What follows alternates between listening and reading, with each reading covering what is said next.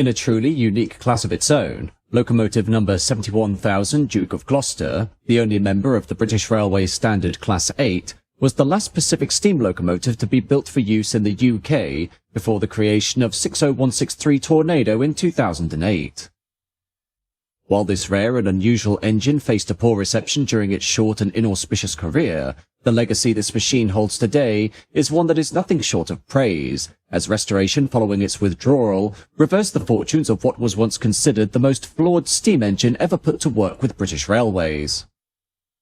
The origins of this unique machine begin with Robert Riddles, Chief Mechanical Engineer of British Railways, and a man who held a long and distinguished career with the London and North Western Railway, the LMS, and the Ministry of Supply during World War II, his products including the understated but extremely powerful War Department Austerity 280 and 210 locomotives constructed for the war effort. Following the formation of British Railways in 1948, he was tasked with designing a series of standard steam locomotive classes based on the results of the exchange trials undertaken during the same year, wherein classes of engine formerly owned by the Big Four railway companies of the UK were allocated to their rivals' territory so as to examine their strengths and weaknesses.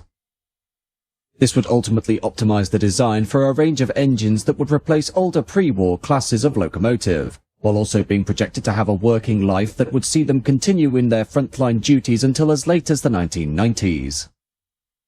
The result was the BR Standard classes, the first of which emerged in 1951 with the Standard Class 3 262 tank engine and the Standard Class 7 462 express passenger locomotive, later to be joined by the Standard Class 5 460 mixed traffic locomotive, the Standard Class 4 460, the Standard Class 4 264 tank engine, the Standard Class 6 462 passenger locomotive, the Standard Class 2 260, the Standard Class 4 260, the Standard Class 3 260, the Standard Class 2 262 tank engine, and the Standard Class 9F freight engine, each of these classes of locomotive covering various sectors of BR's freight and passenger operations throughout the 1950s and 60s.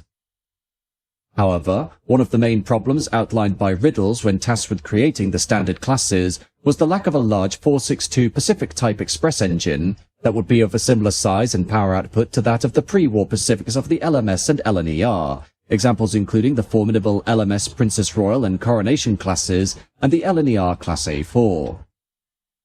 The railway executive rejected Riddles' proposal for a dedicated large Pacific among the standard class roster due to there being a suitable number of existing pre-war designs available for BR's use on mainline services, while BR Standard 7s, dubbed Britannia Pacifics, would cover the shortfall, meaning a comprehensive service pattern could be maintained. This all tragically changed, though, on October 8, 1952, when during the early morning hours, the Perth to London overnight express crashed into the rear of a Tring to Euston stopping train as it stood in the platform at Harrow and Wilston Station in North London due to poor visibility and foggy conditions, followed by the wreckage being struck by a double-headed London to Liverpool express that collapsed the footbridge. Within the devastating mangled mass of overturned locomotives and crumpled coachwork, 112 people were killed and 340 injured in what remains Britain's worst peacetime railway disaster, only surpassed by the Quinton's Hill rail disaster of 1915, which resulted in 226 fatalities. Amid the chaos, one of the engines damaged beyond repair by the disaster was former LMS Princess Royal 46202 Princess Anne, which was at the head of the London to Liverpool Express behind LMS Jubilee 45637 Windward Islands, both locomotives taking the brunt of the disaster when they smashed into the wreckage of the initial collision, and thus seeing both units scrapped. 46202 had been a rebuild in conventional form of the experimental steam turbine turbomotive of 1935, and had seen its leading bogie torn off and main frames buckled, thus requiring its replacement with an engine of similar size and power so as not to leave the West Coast mainline locomotive allocation lacking, Riddles seeing this vacancy as a golden opportunity to create a prototype of what would become the BR Standard Class 8. Initially, Riddles envisaged an enlarged version of the Britannia Pacific, which featured a two-cylinder layout, but soon found that the size of the cylinders, in order to achieve the 8P power classification, would have put the design over the British loading gauge limit. This forced him to reluctantly adopt a 3-cylinder layout, a choice which didn't appeal to Riddles, as he'd found through experience with the conjugated valve gear of the Gresley Pacifics of the former LNER that this mechanical configuration was difficult to maintain due to the location of the middle cylinder between the frames, although in spite of this setback, he was able to consider an alternative 3-cylinder arrangement that would be of a much more appealing basis. The result was the Caprotti valve gear, a type invented in the early 1920s by Italian architect and engineer Arturo Caprotti, this system using camshafts and poppet valves rather than the piston valves used in other valve gear, experience with the Caprotti gear on Italian locomotives, illustrating precise control of steam admission to the cylinders, while improving exhaust flow and boiler drafting characteristics. This would create a machine that could theoretically be a free-steaming, hard-working locomotive capable of hauling heavy loads over long distances, while sourcing the Caprotti design could be done without much trouble, as having agreed a joint venture in 1938 with the Worcester-based engineering company Heenan and Froude, the latter acquired the Caprotti firm in 1947, giving British engineers easy access to the technology. In the immediate aftermath of World War II, the Caprotti rotary valve gear had demonstrated its improved efficiency when fitted by the British company Associated Locomotive Equipment to 2 LMS Black 5 locomotives, and with Riddles having made his career with the LMS, he elected to fit the same valve gear to his own prototype locomotive. The finalized principles were dispatched to the former LMS drawing office in Derby in 1953, whereupon a detailed design was laid down, Riddles having received approval from the British Railways Board as to the proposed prototype, who had indicated that what they envisaged was an enlarged Britannia Pacific that utilised as many common parts as possible, with the bulk of the design work being carried out at Derby. Meanwhile, the former Great Western Railway drawing office in Swindon was tasked with designing the exhaust system, the representative of the Associated Locomotive Equipment Company, Tom Daniels, being able to act as agent for the patented Carlala Chapelon or Calchap double blast pipe exhaust system due to his prior connection with the noted French steam locomotive engineer André Chapelon. However, rather than following Daniels' advice for using the French system, which was needed in combination with the rotary Caprotti valve gear for optimal drafting, the Swindon drawing office, possibly due to patent costs, chose to adopt a plain bifurcated blast pipe with double chimney. Rumour has it that this arrangement was essentially a doubled version of the regular blast pipe from the humdrum Great Western 2251 Dean-class goods locomotive, and was fitted to the upcoming prototype in secret before Riddles had an opportunity to object, the engineer only finding out once it was far too late to replace it with a more suitable unit. This disappointing cutback would remain with the prototype Class 8 for its entire British Railways career, while construction of the finished concept was allocated to BR's Crew Works in Cheshire, from where it would eventually emerge during April 1954. After completion, the engine was presented at a special naming ceremony in May of the same year, during which it was designated the number 71,000 and christened the name Duke of Gloucester in honour of Prince Henry, the then Duke of Gloucester and third son and fourth child of King George V and Queen Mary, with the naming convention being the titles of dukes had the engine entered full production. 71,000 was allocated to Crewe North Shed in June 1954 and put to work on the same rosters as its pre-war Stania Pacific stablemates, the engine being the power behind the famous midday Scott service both north and south of Crewe. However, once the locomotive had entered service, it was immediately found by drivers and firemen that the engine had pervasive issues of excessive coal consumption, requiring up to 50% more coal than a regular Britannia Pacific in order to perform the same work, and thus, 6 months later, the Duke was sent to the Swindon test plant to undergo both running and static testing.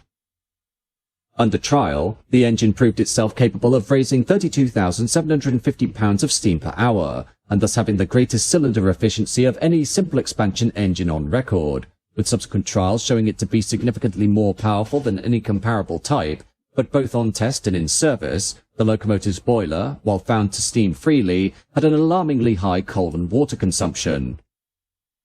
The main reasons as to its poor steaming ability were due to the Swindon Drawing Board's decision to fit a standard double chimney instead of the Calchap blast pipe as recommended by Tom Daniels, thus meaning that the locomotive suffered due to the choke area of both chimney and blast pipe being much too small for the pressure created by the exhaust, leading to poor drafting. Problems compounding the overall design of the engine also included its poorly dimensioned ashpan and dampers that were again too small, strangling the fire of air when operating at speed. While these problems could have been addressed early on, the only man truly capable of understanding what was needed to amend his machine, Robert Riddles, had retired from British Railways in 1953 following the abolition of the Railway Executive, while during late 1954, British Railways were already well underway developing the Modernization Plan, a comprehensive scheme that was published a year later in 1955. This plan would see the mass replacement of steam with diesel traction by the end of the 1960s, the set date for the removal of all active steam locomotives on the main line being 1968, which meant that most of the BR standard classes designed by Riddles, which had a proposed working life of at least 30 to 40 years, would be retired after only a maximum of between 7 and 17 years of service. For 71,000, the fundamental issues of its design would require a substantial overhaul in order to address, which, due to its one-off nature, and with the Modernization Plan now well underway, was something British Railways were not willing to undertake, and therefore the engine returned to service at North Shed with its flaws still in evidence. The animosity towards this unique locomotive by the engine crews was based on a mixture of both its general poor steaming, but also the fact that it wasn't one of the cherished Stania Pacifics which had plied their trade on top-line expresses out of Crewe since before the war. Meanwhile, the shedmaster at Crewe, conscious of its fundamental problems, ordered cuts to be made in the side of the ashpan in an effort to improve combustion, and though this made things slightly better, with the locomotive being theoretically capable of phenomenal performance, its reputation among drivers and firemen was tarnished, and it proved to be one of the most unpopular engines to operate. In the end, Duke of Gloucester would work its entire life out of Crewe North Shed, starting off on top expresses south of London and north to Liverpool and Glasgow, whereupon it was able to garner 130,000 miles in service by October 1957, although these came to an end following the introduction of English Electric Type 4s, later designated Class 40s, following their displacement from the Great Eastern Main Line in 1960. With top-line services being rapidly superseded by the new diesel traction, 71,000 was relegated to secondary passenger trains, often seen working on the North Wales line to Holyhead, before eventually, in November 1962, the locomotive was withdrawn from use after only 300,000 miles and 8 years in operation, its steaming problems, together with its unique status, making it a strong contender for early retirement. The engine was initially set aside for the National Collection, due to it being the last Pacific-class steam locomotive built in Britain, where it remained at Crewe Works for 3 years, before the decision was made to merely save one of the sets of Caprotti valve gear and its associated cylinder, the largely stripped hulk being sold for scrap in May 1967.